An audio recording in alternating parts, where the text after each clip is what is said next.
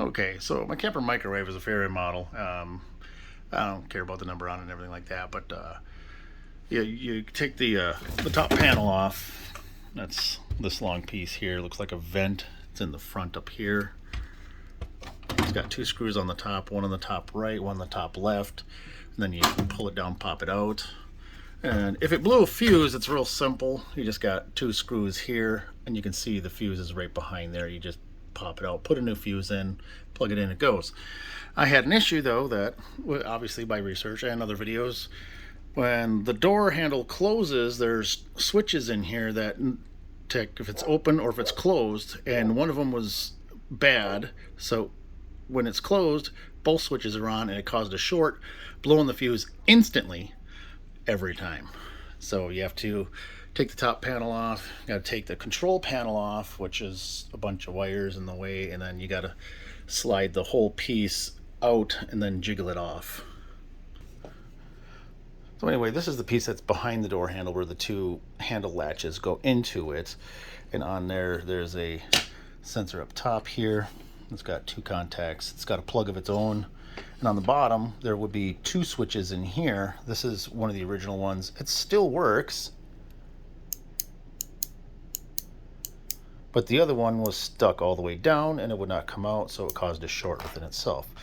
So now I got some new switches. I'm gonna go put those in, and then we're gonna start putting it together. Okay, so I won't be able to do this one-handed, but the switches go in the little slots, and then there'll be one in each location like that. But you're gonna have to flip it over, because if you see inside here, there's a little tab right there. That tab's got to get pushed over to the side, where that tab will actually lock into the hole here, which basically clips it into place, holding it inside the bracket there. Okay, so here's what it'll look like when it's installed. They'll be all the way up, and the little pins will be in the hole on the top of them, and one's a open and one's a close. They're separate plugs. They're designed differently because the spade terminals are spaced apart differently, so you kind of can't screw that up. And go back to put it in now. So once you get it stuffed in behind your wires and everything, it just gets slid over and just drops down right in place. There's two screws. There's going to be one screw right here on the top, and there's going to be a second screw right here in the bottom that holds that whole bracket assembly to the wall here. And then plug everything back into those sensors, those three plugs, and then you gotta take the power panel back up and connect all of the sensors and plugs back to here. Okay, takes a bit of work to get them two screws in there because she's pretty tight, and it goes through steel and plastic, and a stubby screwdriver with a good hand is your best bet. Now to plug them in. Alright, so here's plugging the top one in. It's just a big L. Puts on the two and push it all the way up tight. And that one's done. Alright, so I have a small error. Next time they put the old one back in, which I already retook this whole piece out and put the new one back in again, so I have the right ones in the right spot. And now, I'm in the wrong hole. So let me fight that back and we'll plug in again. Okay, so the top one I believe is a normally closed.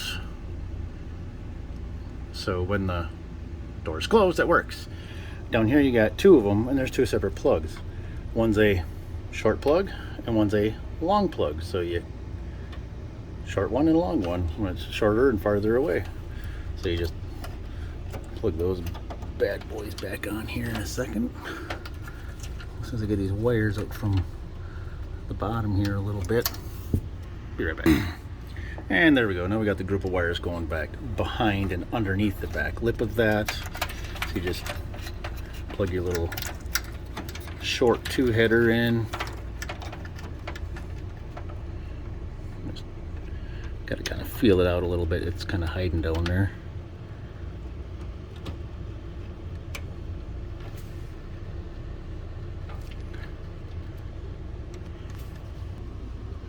Okay, so if you're having trouble getting this bottom plug in here, just tip it forward, whole bunch, and then it just kind of works a lot better. You get that one plugged all the way in. Then you take your long plug and goes over the top the same way. Give it a little bit of angly wiggle there. Once you get on it, maybe some wire in the way, push them back, and then that will go all the way up. And then as to the motherboard, there's one long pin here. Remember, there was a double connector. There was two singles on here. I don't know why they make that a double instead. And then there's one that plugs a pin board here and a 2-pin back here. So these 2 pins are different. This long pin is different. So I got a photo when I took it off, so we'll just put those back the way they were. Alright, so I'm almost there. I got that pin connector plugged in. I got this long white tail from the top is plugged in. That blue one plugs in there, so they all have their own separate connectors. And here's what I got left is a double, 2 singles, and 2 singles, I guess. So I'm probably gonna have to lose the video to go back to my picture to verify how they plug in. Okay, bye.